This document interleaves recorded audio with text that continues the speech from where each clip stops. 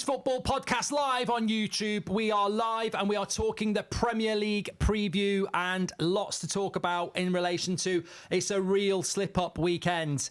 They should put one of them hazard signs, or Steven Gerrard should be there going, be careful, you could slip. Because if last week, Will, was the Premier League opener, which actually we tried our best to polish it, but it was very predictable. All the top teams had very much winnable games. This weekend, Arsenal go to Villa, Man United go to Brighton, Everton go to Spurs, which is potentially difficult, but Chelsea go to Wolves. Liverpool play Brentford, Man City play Ipswich. They've got a weekend off. But there's some real potential slip-ups this weekend and lots of controversy floating around as well. Yeah, lots of that stuff to really get our teeth into. I think if last weekend was a sort of trip to the cinema, last weekend was the trailers. You sat there, you're enjoying them, you think, oh, that would be good to go and watch. But this week's is your movie. And as you know, I love my movies and I've probably seen more than you. To me, this is Tron. This is the meat and potatoes, and we could see some storylines, narratives developing all over the place. Also, we want your unpopular opinions. There are some unpopular opinions out there. Somebody actually tweeted this morning that they like Jermaine Genius as a pundit and he'll be a big loss. Just goes to show even idiots need pleasure. But look, we want your unpopular opinions as well. And Prat of the Week, we'll bring that back next week because it's just too easy to. Well, maybe we could do some nominations this week because I mean it has been a big weekend. Sorry, a big week for football on and off the pitch, hasn't it? It has. Right, let's get straight into the Premier League. Lots to discuss. We'll also have our EFL section and we'll be interacting as always. But I suppose we'll start off with the danger zone. That's what it says. I think the title is Arsenal and Man United to slip up, question mark. Literally question mark. Oh, you need to bring back that thing that was yours. That that's your... Question mark. Look, we're not saying that they both will slip up. I'm actually quite confident that one of these teams will win and potentially two. In fact, maybe they will. But I think Chelsea are the one in trouble this weekend against Wolves. But we're going to start off Arsenal at Aston Villa. Now, last season, Villa took 6 points from Arsenal. Some say that was the difference between them winning the league. They wouldn't be wrong because they didn't win the league by 2 points. Personally, I think maybe the West Ham game, the Fulham game might have been more of it. But Arsenal at Aston Villa, second game of the season. Villa's first game at Villa Park, very good against West Ham. Arsenal were very good against Wolves. It's not a game you want to lose if you're Arsenal. We were talking about Arteta versus Emery, and then here it is. It's almost like we planned it. Yeah, I think what's been great with the fixture list, we mentioned it before, is everything's been front-loaded a bit, so we're getting like Liverpool and Man City early. But now with what Villa did last year, and I think that there was that week, wasn't it? They beat Man City, they beat Arsenal, and let's not forget, let's throw our minds back over a year now when Villa were in the title contenders conversation for about a couple of months because they were just rattling off results, knocking off champions, past champions. And I think at the start of the season, I'd have said Arsenal will win this comfortably. Not comfortably, but I'd be more confident.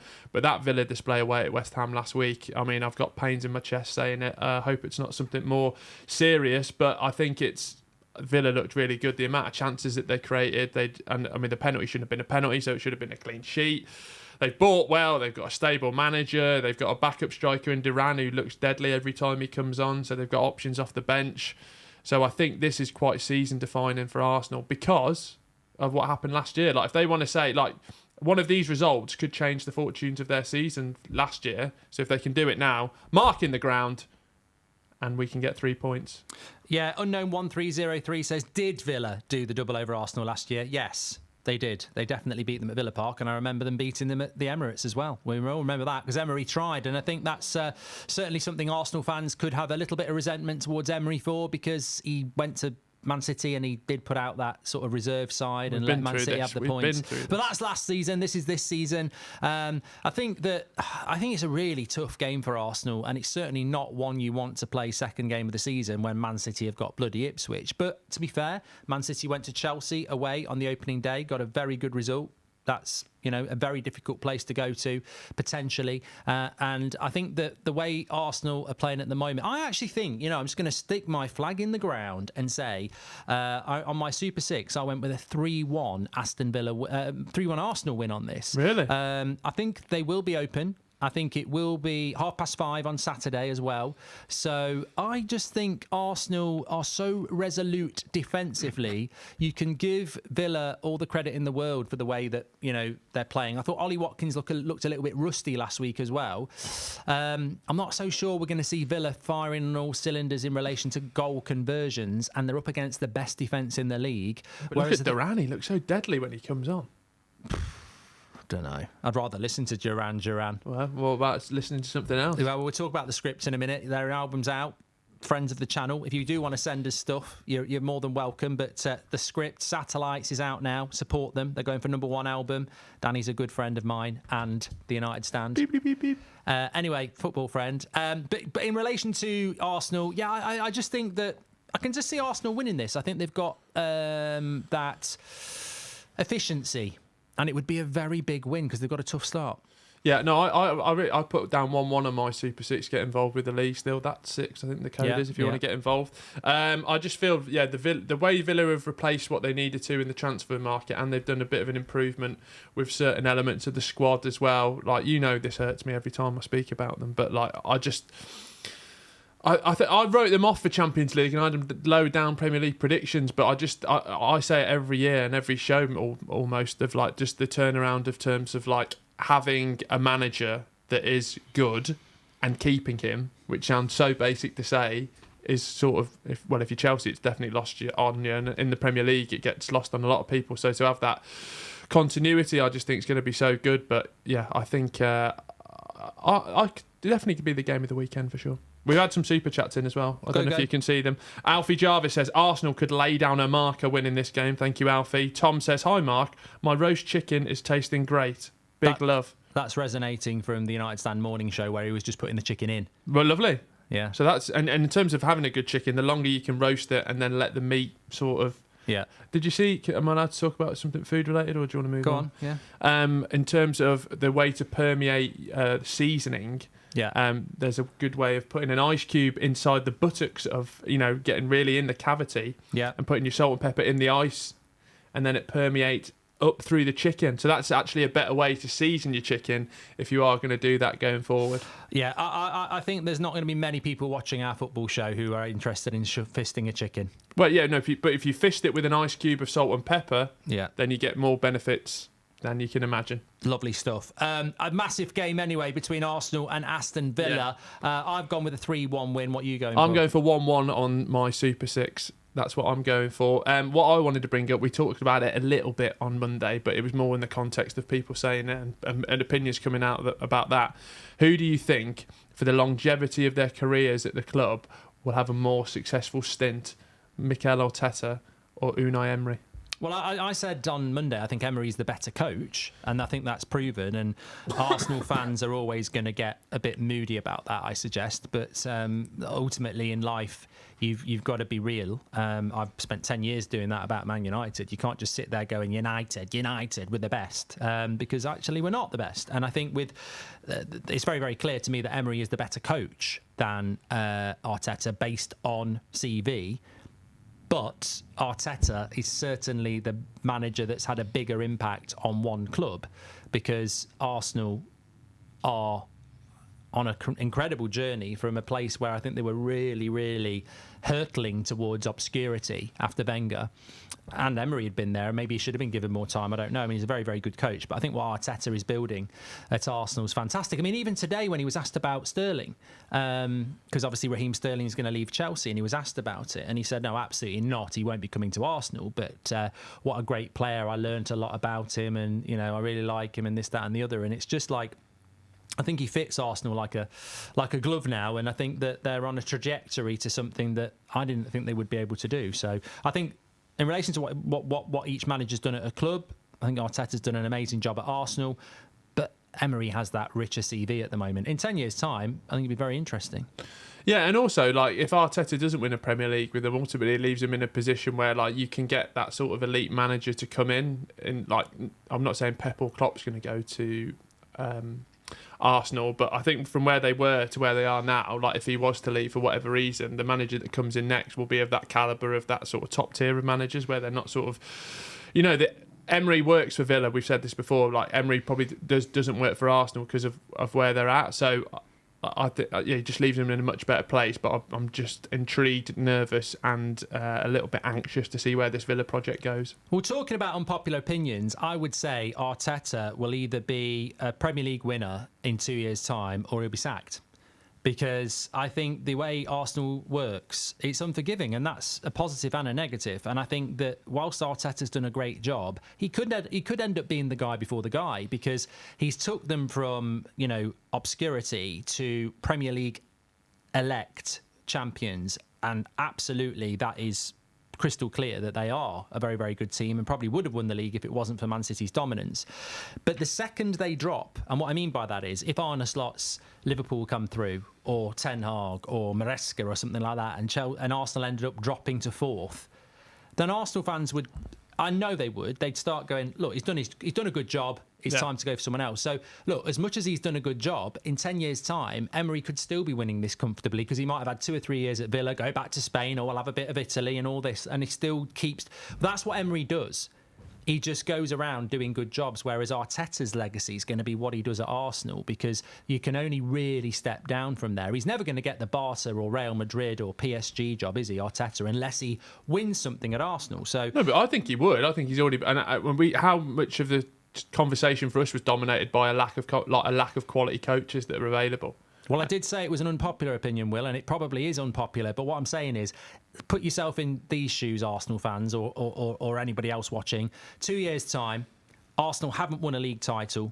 It's Christmas 2026. Yeah, and you just fished in a chicken. They're in fourth place, fighting with Spurs. Yeah. I think Arsenal fans would say after however many years, look, we're dropping off a little bit now. I wonder. And nobody should. I ain't got a problem with that. I actually do think he'll win the league. I do think he'll win the league in the next 2 years, if not this year. But I do think that there has to come a point where you go, look, it hasn't. You've ultimately not achieved it. We need a change. And I wonder, applying that same metric, I wonder if that applies to Emery, because we speak about managers being victim of their own success. Where does that where's Emery's cut-off point? Champions League football this year, they're probably not going to get it again for next season. That's what I've predicted.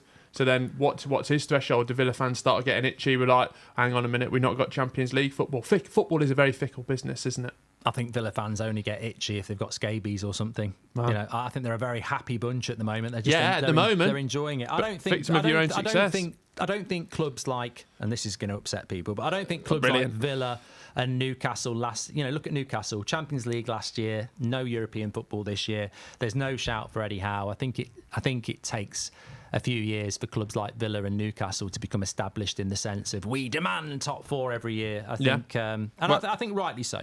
We have got super chats and members joining by the boatload. Sully Griffin, thank you very much. You are a member at gold level. If you join, it just makes it easier to see your comments. We'll be able to shout you out. So if you want to join, do that. Simon and Appy dropped a donation and a question. Would you take Saka or Watkins in your current Man United squad if buying price and sale price was irrelevant?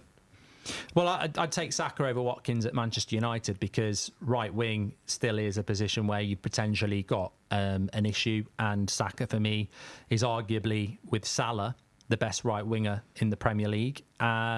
Watkins, I like Watkins, but Man United have got Højlund and Xerxes. I mean, it's an interesting one. I mean, I think some people would say they'd take Watkins, but I think Watkins. I like Saka. Watkins, great, needs to do what he did last season, this season again to be in that category for me. It's a hard season for Watkins. He looked a bit rusty, got took off a bit early last week, but strange Euros for him as well, wasn't it? Strange Euros, yeah. Not loads of minutes. Sam McKenzie dropped a £5 and he said, shout out to my brother Joe, who is an Arsenal fan and will be listening. Also, my hot takes are that Casemiro will bounce back and Blues will be relegated. Well, thanks. Who's Blues? Who do you think Blues Birmingham are? aren't getting relegated. He's drunk. Yeah, thanks, mate. Bank holiday started work early there, hasn't he? Robert McCormack, friend of the channel, and he said City will have this wrapped up before May. Before May? Yeah. Hot take, Robert.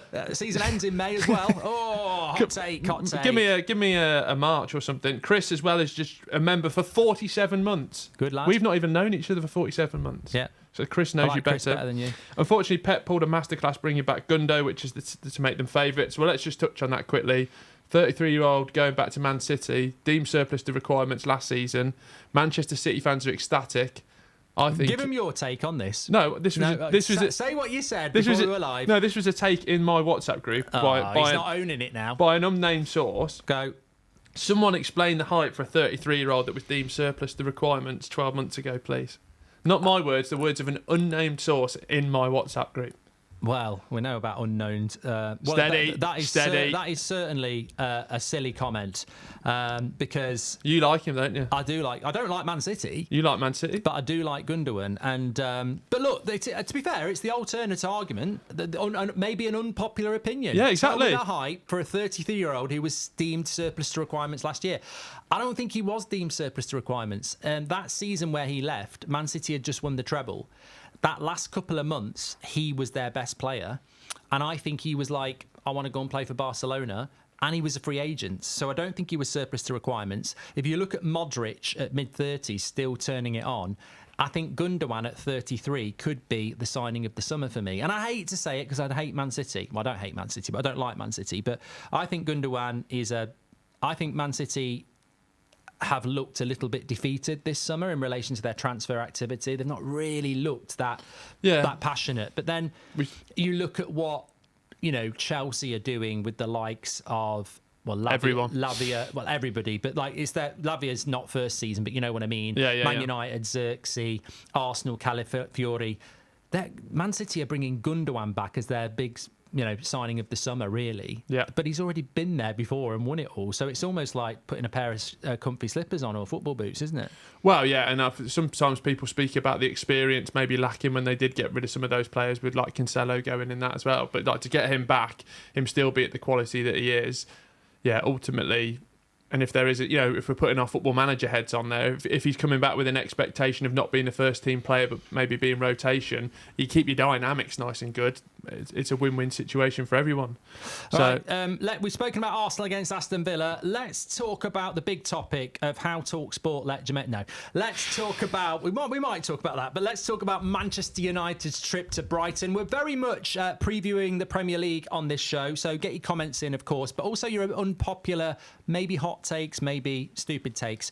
But we feel that this weekend there will be slip-ups, and we're trying to find that slip-up. We've both sort of said that Villa will not beat Arsenal. You've gone with a draw, I've gone with an Arsenal win. Yeah, so that's an Arsenal slip-up for me. If Arsenal don't get a win, that's a slip-up. No, I think it's a great point. No, look, how many times during the pre-season and looking back at last season did we speak about like they need to turn the ones that they lost last year into like they've got to go out and beat Villa at the weekend? No, see, I look at it and I go, look, Arsenal started off really well 2 years ago and finished badly. Man City always finish really, really well.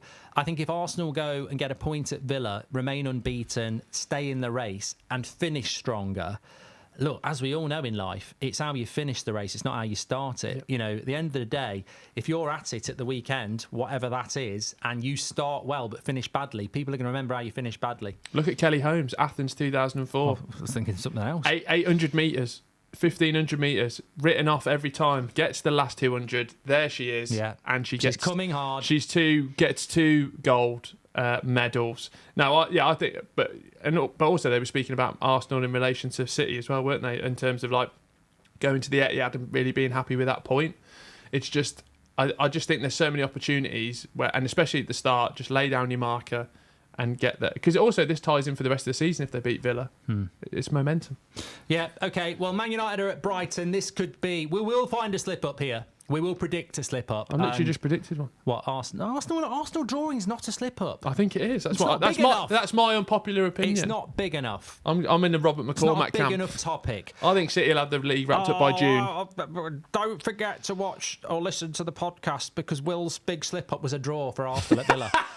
It's unmissable. Brighton 4, Man United 0. I've got bigger slip-ups than a draw at Villa, which I think would be a good point for Villa because Villa and Arsenal.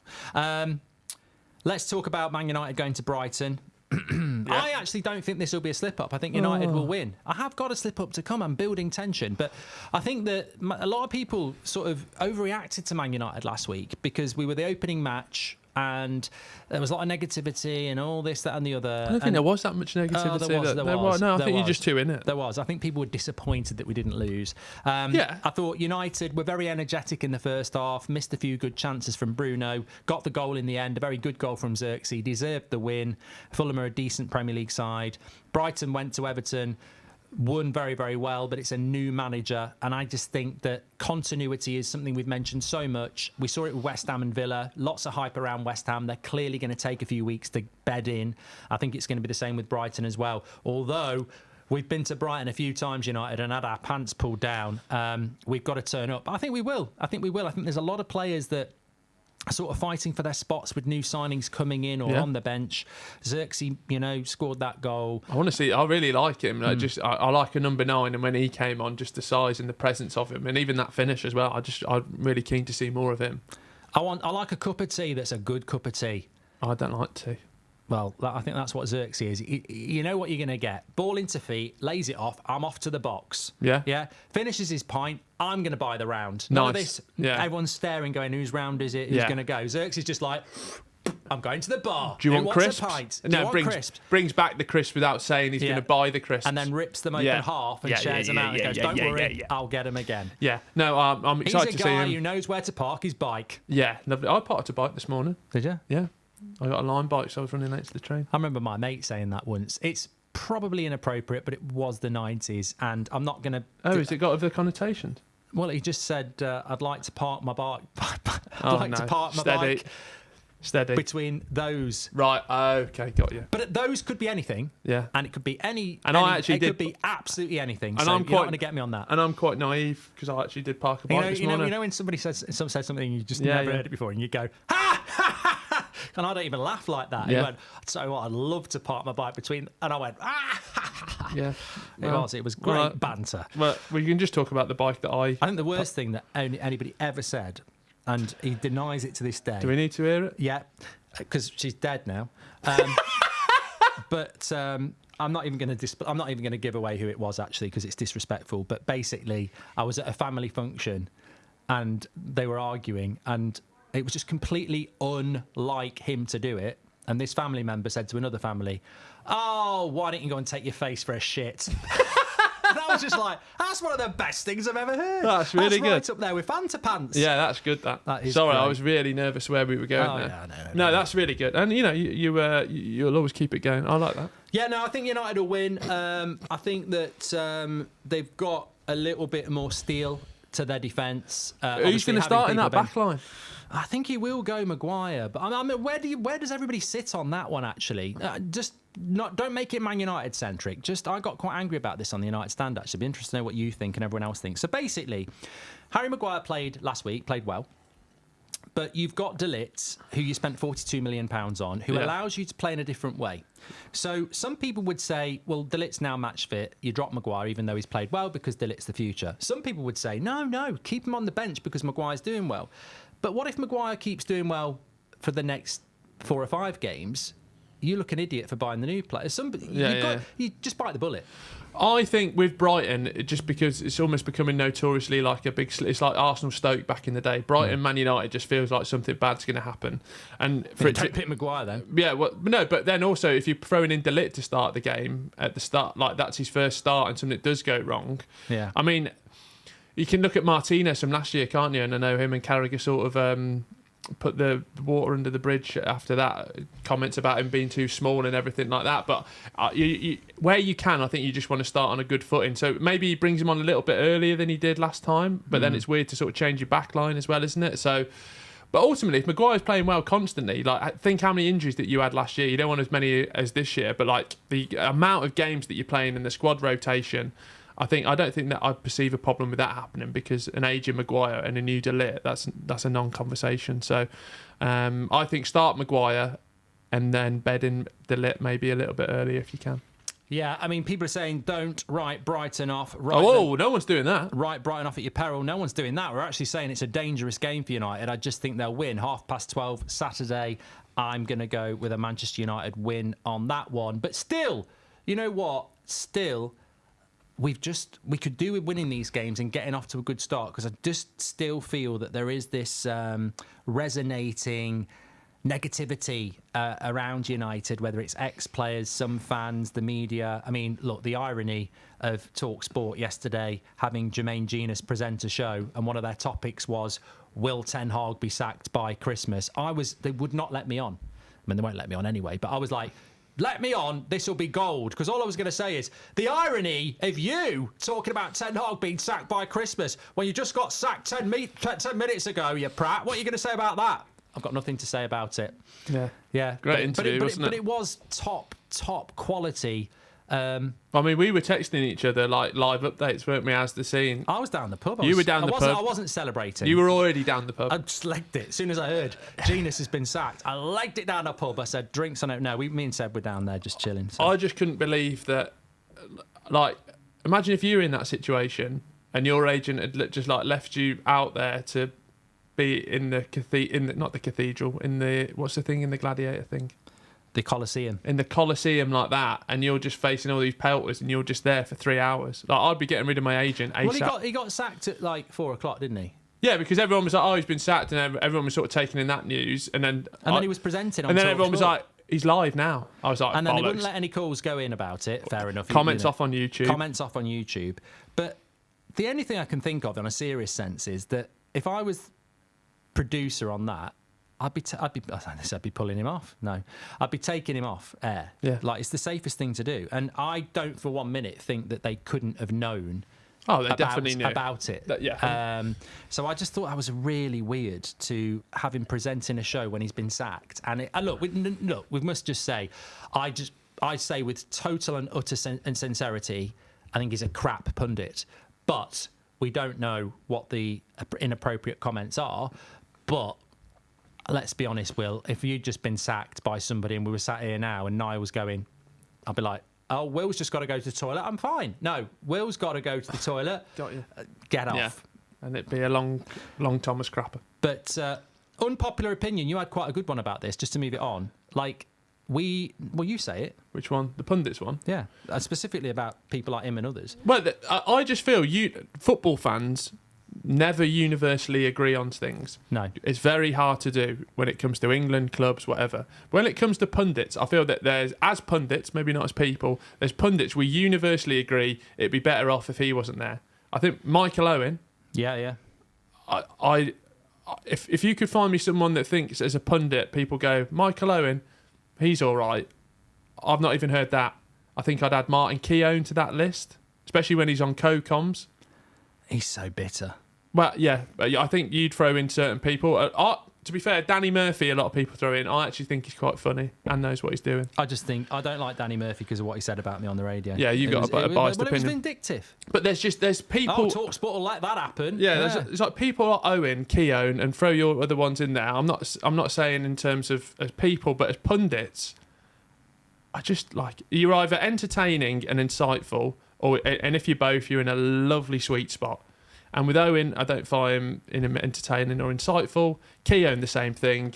And people could say that about me, and that's fine. They do. You do that on a daily basis. I wake up to a text going... The amount of comments I have to delete. You're boring, and you're not very insightful. Please leave. I get it all the time. What this? Oh, we'll come up to that. No, this is going to be great. We basically I sent it to Will. I found it. So basically, there's something that hopefully is going to happen in the next few weeks in relation to our EFL thing with Charlton, and the thing I love about football is that it is so opinionated. But also the wildfire. You remember last year when you said the one thing about Man City, and then I was getting texts from like multiple journalists at high-ranking papers going, "Has Mark been sued by Man City?" Yeah. Absolutely I need crazy. to speak to my lawyers team about this. Yes, exactly. I don't want to talk about it. Is this being recorded? Yeah. But no, basically Charlton, hardcore fan forums are brilliant. And when I'm talking about the written forums that, and basically they were talking about me wearing a Charlton shirt last week, and it was just, I sent it to Will. We'll read it out in a minute. It was fantastic. But back to Manchester United. Robert McCormack, 199, has come back with Brighton. Bookies have Brighton favourites. Easy for me to say. Yeah. I think this could be a slip-up, but I'm going to go with Man United win. I'm going to go... Well, let me just go what I've done with on my... Oh, it's not on Super 6. I'm going to go with a Brighton 2-0 win. Ooh. Yeah, shove that up you, Jaxie. Well, I just very, very, very, very grateful for the script and Danny, the lead singer, for sending us this and that behind. Their album is out now, Satellites. It's not PR. It is PR, but it's not a paid ad or anything like that. Just a friend who has got an album out, and it's out now this week. So go check it out. Get them number one. Big shout out to them. Looking forward to listening to that later with a good cup of tea. Well, the thing I love about it is the first song is called Both Ways. Yeah, nice. Which I love. Yeah.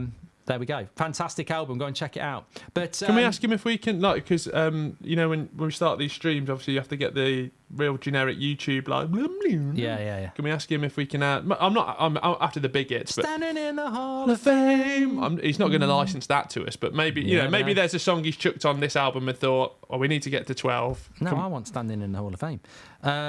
Anyway, next game. This is where my but this is where the slip up resides. Shock to the heart. Cut that out. Chelsea against Wolves. Chelsea ain't going to win. Oh, what? You're having a go at me for saying... I think mine's more unpopular than that. Well, I just Chelsea's an absolute basket case at the moment. This is going to be Monday lunchtime's big thing. Chelsea in crisis. Mega crisis. We need to think of some bigger words. Crisis. Yeah. They were rubbish last night. Maresca's now talking about Madueke might not have a future. And they go away to Wolves, who weren't as good as Arsenal, but aren't a bad side. I just think this has got the absolute quintessential drop points for a traditional top six club. I think Wolves will be energetic and override. And also, Cole Palmer was clutching his hamstring when he came off. So I think this could be a very, very tough place for Chelsea. Can you imagine 2 losses in 2? Can you imagine, with all the sort of fanfare and talk and speculation at the moment about Chelsea for multiple different areas, if they lose to Wolves on Sunday 2:00, like, that is just gonna, and it's bad because it's 2 games in and like they're playing Wolves away, but they should win that. Like, even if they can get a point, I think just take that. Like, some of we were saying off air, like, Maresca's come in and you sort of said he's in that sort of puppet mould, isn't he, from Bowley? But then he's almost done the opposite for that since he's come in, of like, I want 22, 25 players, the other 20 can fucking do one. But like little things like get Sterling, if you think that's right or wrong, but then taking the number off him and giving it to Neto, like, I just can't see where Sterling's going to go on those wages.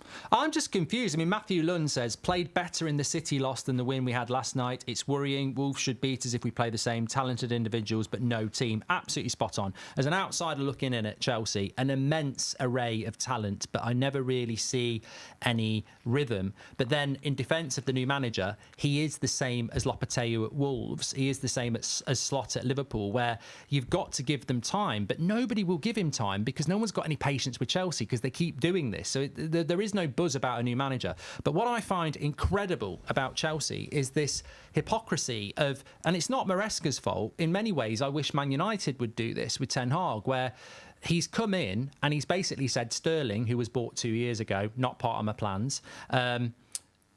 He's now saying about Madueke, he might not be part of my plans, only came in a year ago. And you think, well, I'd love it if Ten Hag had that rhythm to do that. But Maresca ain't Jose Mourinho, he ain't Ancelotti. He's a guy that got Leicester promoted and that's it. And you're giving him the power to basically say, Todd Bowley's signings, I don't want.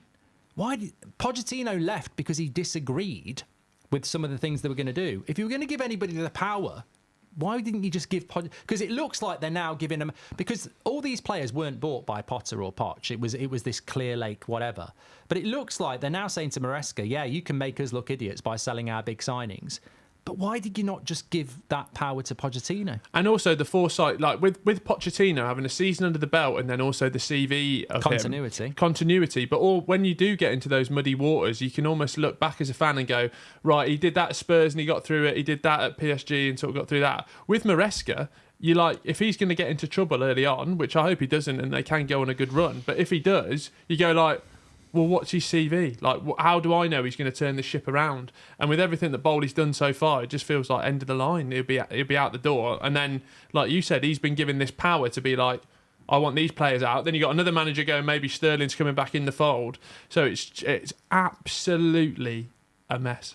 Well, also, I think with Maresca, we know what the media's like and we know what football fans are like. If he loses to Wolves at the weekend, all this, I'm only going to have 20 players and I'm throwing Sterling out, and you just start to... You're driven by results, aren't you? And that's it, isn't it? You can come up with these master plans, these philosophies, these 3-year ideas of how we're going to get back to the top. But if you're losing to Wolves on Sunday and you've got fans absolutely saying, what the hell's going on? It feels like he's a sort of manager to make he's a sort of owner to make a snapshot decision further down the line. We've got super chats flying in thick and fast, Mark. So let me get them, because we are live. Get them in, get following, get subscribing, get your super chats in. We'll come on to Drown M's point. He said Mount is integral after the ball and playing Eric Ten Hag's style of play. Murphy and Gene is woeful. Ilkay was offered a contract and Pep backed publicly. Sam McKenzie says, sorry Will, you won't get relegated. Love the show. Thanks for the money. Elliot said, legend Mark and Will. Also, what's the United stand S6? What's that? I think it's UTD-S6. Oh, Super 6. Yeah. Bucky's our Brighton's favourite. Love that. Yeah, no, I think, and from Chelsea perspective, and also just trying to fit everyone in now with, like, they played that 3 of Enzo, Caicedo, Lavia, but then you probably want Cole Palmer to be a bit more central. Neto's on the bench and Cuckoo's there. So it's like... I still think with Chelsea, if they can get Osman in next week, it might revolutionise their season, but I think it's looking like that will be a slip up this weekend. Let's talk about Spurs. We didn't really talk about Spurs much because they played Monday night, so they missed the last Friday show and they missed the Monday show. So we obviously saw Spurs draw with Leicester. They've got Everton at home. Look, there'll be massive, big shout out to Vardy, big shout out to Leicester. They stayed in the game and actually they could have won it, but Spurs should have had that game done and dusted before Leicester got the equaliser. And that's just a little bit of a worry, Will, for somebody who absolutely loves Ange. That's 2 drop points. Yeah, I don't want to be starting off my season seeing Big Ange with his hands on his knees, looking deflated and thinking we've got 37 more games left of this Premier League season. What am I going to do? I think he was just disappointed with the execution. They created a lot of chances, especially in that first half. Thought Maddison looked sort of good in spells. Hopefully he's taken that, not back that rejection. And last season at the start of it, when Maddison signed, I think we put him there for nomination as signing the season. A few of us did. So I said he'd be a flop. Well, I said Mount would be a flop. I think I've been proven right. But I just think with them, I'd be interested to see what they do with the remaining business as well. Yeah, I think... Dominic Solanke might be injured apparently this morning, coming out. God, my FPL was a nightmare. But I think with Spurs, I think they'll beat Everton because I think Everton are in massive trouble and it's not a bad game to play. But I think in my Super 6, I've gone with a Spurs 2-0 win. But Mark, can I shock you? I've gone Spurs 2-0 against Everton. That's because you're copying me because I'm good at Super 6. No. But I think with Spurs, they will win and Ange will know they've got to win this game because it was two drop points against Leicester. You want to start the season well. You can drop points at Leicester, people will, but at the start of the season, those are the sort of games where you've got to get yourself in the mix because it is Spurs, it is United, it is Chelsea, it is Villa, it is Liverpool and everybody, and you've got to get yourself in there. They're playing Arsenal very, very soon as well. I think that might be game 3 actually. So aren't we lucky this season? Yeah, so many good games. Thank you, Super Computer. I think they'll beat Everton, but it was a bit Spursy on Monday, and Spurs' biggest problem, and Ange is probably the right guy to try and beat it, is just that mentality to finish games off and get over the line. And they've got a lot of games to play, Spurs. They've got some good players. I like the fact they've got Solanke. Son's fantastic. Really good depth in that team. But, they just need to kick on and batter Everton at the weekend. Yeah, also, they can keep that back line good. Pedro Porro was a bit of an amber on my fantasy football, so hopefully he plays. And then, you look at the options off the bench, the substitutions that they brought on in the Leicester game. Archie Gray, who's going to be an absolute fantastic talent and is displaying that already. Timo Werner coming on. Bergvall coming on. Kulusevski coming on. Richarlison. It's a real strong bench to sort of be operating with. So... There's a lot of teams out there at the moment. There's a question a few minutes ago, who's won the transfer window, and that's always quite a big question because actually the progression of that is who's got the better squad. And if you take Man City out of the equation, Spurs' squad is very good. Man United's squad's getting there. Chelsea's squad is incredible. Liverpool probably need to do a little bit this week. Newcastle, I think, are a bit threadbare and always are. Villa obviously is better because they need European football. But ultimately, West Ham have obviously had a very, very good window.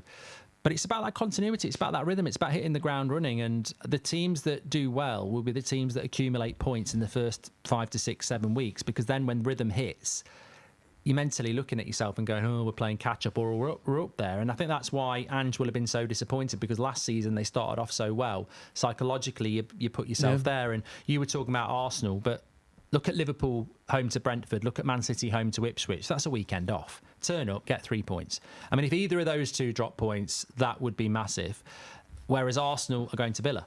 And it's like, you know, everyone says it equals itself out, but it doesn't really. It is about... There are good times to play games and bad times to play games. And this is a difficult start to the season for Arsenal. And Man City's start, you know... They're just so good, but you've got to keep yourself in that race psychologically, and that's also my concern for Spurs. Yeah, and in terms of like signings as well, it's not about mass and getting numbers in. Like you look at Arsenal's last year, yeah, you could say they won it just by getting the people in at the right places. Sure, they paid a premium, but those people could be there for the next 5 to 6 years and be worth their value. But like someone just said in the chat with about Manchester City signing Ilkay Gundogan and Savio, like that could be enough again for them to pursue a treble, for Christ's sake. Yeah, Matthew Shawbrook says, thanks for your super chat, pal. He says, rate this unpopular opinion. As a Liverpool fan, I want Man United to improve. Feels better beating them if you know it actually affects their chances of silverware, Champions League rather than 8th. Yeah, no, I completely agree with that, Matthew. I would rather play Liverpool and Arsenal and Man City on a rotation than play the likes of Ipswich and Fulham. And that's not me wanting a Super League. It's just that's where you learn most about what you are. And I think that there's nothing better than, you know, winning a trophy where you beat your rivals. I remember Man United win the FA Cup against Millwall, and it was nice, but it's not as good as beating and the expectations there Liverpool as well, in '96, which was, you know, Cantona's Ivor Needle from the corner. I don't want Villa to get any better. Yeah, but you're not on the same level, are you? What other game? Just leave it there. You're not on the same level, unfortunately. You're in different leagues. What else have we got? Premier League games this weekend. We got Bournemouth and Newcastle, which I think that could be a potential semi-banana skin. Yeah. I don't think Bournemouth are very good against Forest. They didn't start the season well last year. I don't know whether that's just, you know, maybe it takes them a bit of time to get going. Just interested to see what that Newcastle side looks I think like. Newcastle will win. Because obviously the red card affected them. They did get the 1-0 win, but obviously we've not seen the true essence of that side, have we? So a lot of people have got Gordon, your Isaacs, a few people in the back line for Newcastle's, and you know people had them up in 4th, 5th, 6th. So if they need to lay down a marker, My dark horse. Yeah, steady now. I think they'll win. I think Newcastle will win that one. You've said Liverpool and Brentford's a walkover for Liverpool, but what do you actually think the score's going to be? First game of the season at Anfield. They had a very good pre-season. I don't think you're going to catch Liverpool on a bad day. I could see this being... I mean, Brentford had a great result against Palace, winning last week, although it was a ridiculous... VAR, we should mention that. What twat thing's going to happen this weekend? Let's get our predictions in. But I know, I think Liverpool could win that comfortably. I'd say 3-0, Liverpool. Do you know the one I'm in that sort of mid-take... Like, a lot of people were backing this side to do well. They lost at home on their opening day. West Ham have got to travel to Crystal Palace away.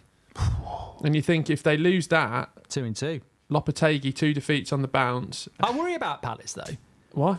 Well, I think that this is where... You've not been sleeping well? This is where I laugh about people's opinions. I really laugh in my spare time about how Palace finished the season so well last year. They're going to be a threat for the top 8. And I'm like, they're not. They're not anyway, but they're definitely not now. Anderson, very, very understated centre-back, goes and signs for Fulham. Eze... Talk about him going. Obviously, Elise's already gone. Yeah, Guehi might be going. And I'm just like, well, that's half your team, nearly. Yeah. And Anderson going to Fulham, that's just the owners of Palace cashing in. And if I was a Palace fan, I'd be like, hold on a minute. We were one of the best teams in the Premier League in the last 2 months. And it must be really annoying to go, we've got a chance against everybody this season, and then suddenly we're selling one of our best set players to Fulham. You know, you can understand Elise going to Bayern Munich. Maybe you could understand Guehi going to Newcastle because the money's so much. But Anderson going to Fulham, although there's talk of Chalobah going there, and I actually think that might be quite intelligent. What I'm saying is Palace worry me a little bit at the moment because the outgoings don't really match the incomings. Yeah, and you just the later it goes on, you've just got such a short window to get those players in, haven't you? And then you're sort of held to ransom because you've got those fees for Elise. Everyone will know the Mark Gay fee, so you've sort of. I know they like to operate very smartly, but they could be really stuck there, couldn't they? Make sure you smash a like if you're watching live, by the way. Remember, this is our Goldbridge Saves Football podcast. If you've got a shootout or anything, you can still listen to it on Spotify. That'll be out there. But also, we do it live every midday on a Friday and on a Monday, which is our reaction to the weekend. And in relation to that, James BCFC, might be a Birmingham sound, Well, says... he is, because he's got a Birmingham club badge. Michael... Oh, yeah, he has. Michael Oliver refereeing Villa against Arsenal. Well, that's what I was just going to say. Don't piss on your chips. Keep right on, James. Just Monday midday is me ranting about VAR. And basically, unpopular opinion, Goldbridge will moan about VAR. Even if they have a good weekend, he'll find something. Yeah, like last week, I thought you were a bit over the top. Nah. You were. And you didn't even watch the right one. That was the Eze one. Eze one was a disgrace. You didn't want to talk about so it. was Matty Cash's, and so was Shah's. What? No, steady on. Let's mop up the rest of the fixtures. Obviously, the Timmy tap in. Well, I want to do this Charlton Forum thing because it's funny. Manchester City, Ipswich, I've gone 3-0. Southampton, Nottingham Forest could be the game of the weekend in a lot of people's eyes. Everyone get round. Is that Sunday? No, that's Saturday, 3:00. So at least it's not taking up TV time. No. Next. Well, let's do it. EFL, because there's going to be a lot of exciting games down there. Birmingham. Go through who Birmingham got, who Charlton got. Let them know. So in the Championship, Bristol City take on your beloved Coventry. That's a 12:30 kickoff, so you can watch that. Yeah. Sunderland face Burnley. Both teams doing very well. That's going to be a sort of sight to see how well this Sunderland side. Well, I'm thinking about binning Coventry off anyway, so I think they're both going to lose. Well, so if you're a fan of a Championship side, get your nominations in. Get your shirts in. Get your merch in. Yeah. Get your offers in. If you want to send anything free, we're basically for turn. Sunderland will lose to Burnley. Sunderland. No, I don't think they will. I think that midfield, especially with Joe bleeding it. So if you're just tuning in, basically for the EFL, we both picked a team from each league. You can play along as well. He's got Sunderland in the Championship and I've got Coventry, but I am looking for another club before the deadline. Birmingham travel away again to Leyton Orient. Yeah, we beat them last week. Charlton. Yeah. So I think we'll do that. Battered them with a late winner. Now, big one for your beloved Charlton. They've got Thog Dad, they're playing Bolton at home. I will love it. I will bloody love it. He was in trouble a bit. No, anyway, I will love it. I will love it if we beat them. I don't know what Thugden was in trouble about. No. I just saw. Neither do I. I just saw something and I didn't look at it. You can't believe everything. But tell you what, he will be in trouble on Saturday night though, because Charlton, the addicts, we're going to have them. Yeah. Three from three. And then really strangely, Notts County played last night. They beat Grimsby Town 4-1. Dan Cowley, fantastic player. Yeah. Just never sort of... Notts County in my League Two scored a hat-trick. Some of them were handballs, but it doesn't really matter if you're Dan Cowley. And you can't do it. Like, basically, just if you're interested in football, which hopefully you are, they were playing this back on Sky today, right? They don't have VAR in League Two. No. Cross comes in, linesman can't see it, referee can't see it, he controls it, he does basically catch it. But they won 4-1 as well. Yeah. Shut up. Cheltenham Town versus AFC Wimbledon. I could be on the hunt for a League Two side as well, but no one's really bothered about me. However, the big news in the EFL this week, obviously Mark on one of the first shows we did back was wearing a Charlton shirt. Yeah. And let's just say it's rocked the foundations of some of the forums. You found it. Yeah. I think it got sent to you. You sent it to me. This is hilarious. Get ready for this. So this is Will's going to read them out. A Charlton Athletic forum talking about me wearing a Charlton shirt was just classic why we love football hardcore fans. So we also got to be careful because I've got a friend who's a Villa fan who goes in the forums and he doesn't post and he got banned for lurking. And they said, you're a lurker. Get out of my forum. So maybe this could be the first and last time. There's a guy called who's basically... What's the name of the forum? Charlton Life. Charlton Life, yeah. The question is Mark Goldbridge working with the club? He said, internet personality and Man U fan Mark Goldbridge has popped up in recent podcasts wearing a Charlton shirt saying Charlton are his League One team. Now he's appeared on Charlton TikTok account guessing... Honestly, you have lost quite a lot of weight, actually. Yeah, I know. I saw that. Your face looked like you've been stung by a wasp. I know. Yeah, that was 6 months. I know, but you don't look any... It's not like dramatic, but it is dramatic when you see it. Now he's appeared on the Charlton TikTok account, guessing Charlton players from the paying days. Attempts to grow the numbers of younger generation in the fan base, ? Don't think I've seen the club trying something like this before. My word, all hell has broken loose, hasn't it, in the forum? Yeah. Basically, it was like it was a lot of anti stuff saying that I'm getting involved with Charlton. I did a shoot with Charlton because we did a video at Christmas, and then they sent me a shirt. That was literally all that's happened. There's no. This is where we could have got the rumours. But the rumours are that there's a takeover about to take place. Look, basically what they were getting moany about. Well, do you want me to read them? Yeah, it's all the stuff about how let me read them. Charlton's my League Two team. What's read that? League One. League One. Well, maybe the Red Robin is right because he says, I hope he's not getting involved. Bloke is a bell. Probably part of the whole football code deal. I absolutely can't stand Goldbridge. Yeah. The best ones are the ones where people have slated Mark, but then also said it's good for the club. Can he not just wank himself silly over Wrexham like all the weirdo internet football personalities? Sure, Rob and Ryan would throw him a dime for their favourite thing, exposure. We're his League One team. F off with that crap. What's wrong with that, though? What is wrong with that, having a League One team? Oh, sorry, I support Manchester United, and I'm actually wanting to, ingratiate myself into the EFL. Oh, how noble of you. No, well, look, it's about the English game, and I think it makes it more interesting if you have a team that you follow. I don't support bloody Charlton, I don't support Notts County, I don't support Coventry. I'm just picking a team that I want to follow and share the story with. Well, and also all of last season I was trying to get you into the EFL. You were quite dismissive of it, but when you look into the narratives, it's the future of youth. Goldbridge Saves Football is the name of the podcast. Exactly. We're trying to expose football to the masses, and I bloody love football, and so does Will. That's what it's all about. This is one of my favourite ones. Can't say I know much about him apart from the snippets that pop up on my social media feed, which I quickly scroll through. But looking at his Wikipedia, 3.5 million combined subscribers. I guess even a small percentage of them could become interested in Charlton off the back of it. Can't be a bad thing, right? Could have just ended there. Then he ends with, even if the bloke is a bell. Yep. So they're getting their shots in. Well, when I go down to Charlton, I'm actually thinking of just walking down, probably get the car to drop me off 10 minutes before, put my Charlton shirt on, get a flag, probably a half and half. When they play Wrexham, I'll get Charlton and Wrexham half and half scarf, and I'll walk down the road, surrounded by all the hardcore going, come on, Charlton, and they'll bloody love that. They'll love it. Yeah, I think, it's just a bit of harmless fun. Calm your passions. I've tried to get you involved in Birmingham City, but you're not having that. But, we've got a trip to St Andrews coming up soon, where maybe I could turn you. But, some of the ones are just one word, like bell, fuming, furious. I presume they've got some sort of filter on their forum, because you normally get a stronger word than bell. Yeah, no, there is a few ones, but I don't want to be remonetised, and I want to keep it that way. So, so you're still supporting Charlton after all that? Yeah. Words, sticks and stones may break your bones, but Charlton forums will never hurt you. No, but I actually love it anyway. Yeah, exactly. It's hardcore fans. I love it. There used to be one for United, and there was a whole topic on Mark Goldbridge.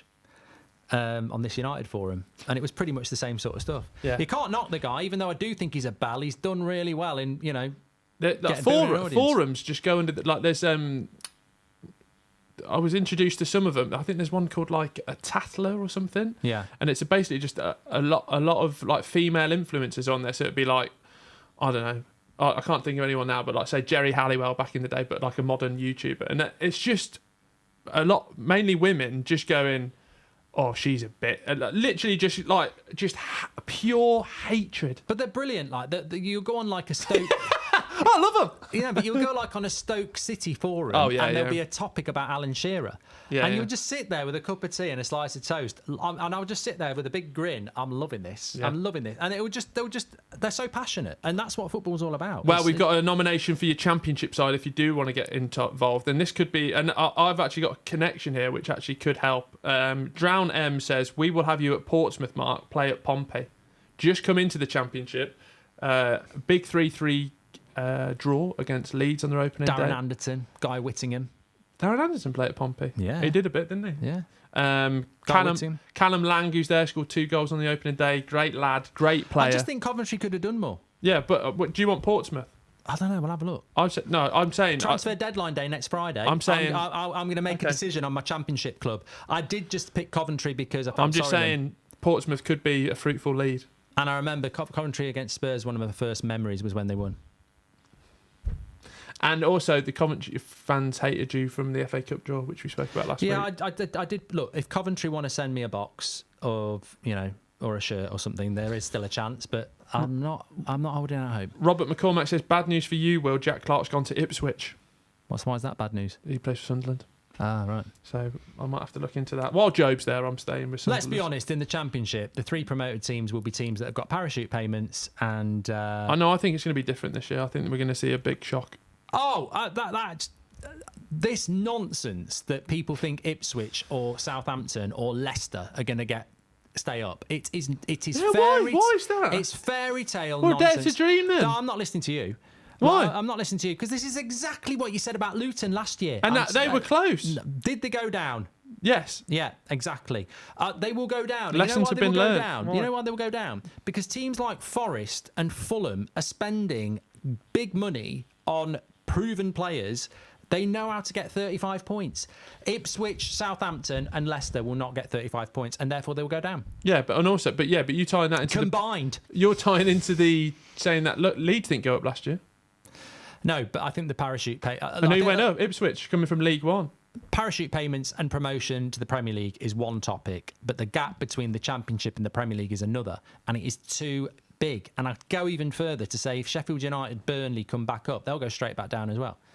What a terrible way to look at the world. But nobody's vulnerable. I mean, people were telling me Brentford. Well, they beat Palace. People are telling me. Yeah, but it's a 38-game season. You can't just go, Brentford have won, they're staying up now. They're too seasoned. But my Brentford prediction was based on Thomas Frank going because I just don't think there's a high-class amount of managers, and I think he will get parachuted up into this sort of upper that's echelon. What I mean. I think if one of these newly promoted teams are going to stay up, you almost need to go, they are the red herring. That team is going down. Like, if Brentford lost Thomas Frank and Tony, you'd go, right, they're vulnerable. You need... Or Everton have got a 20-point deduction. They're vulnerable. That's what you need. I mean, last season, Everton had a points deduction and so did Forest, and neither went down. No, I know. But I think the teams that have come up are more capable of staying up. Southampton and Leicester... I think Southampton played well against Newcastle. I thought Leicester did well against Spurs, and I thought Ipswich did well against the very good Liverpool side. I'm not saying they're terrible. Yeah, but you're applying that logic, and then you're going, well, Brentford beat Palace. But Brentford... But none of them won. No, I know. But and Brentford did. Leicester and drew. That's the difference, isn't it? Against the top four chasing Spurs. Play well and get nothing. Drown M says Mason Mount is also a devout Portsmouth fan. Lovely connection to United. Wow. Who's that? Mason Mount. He's a Portsmouth fan. Yeah.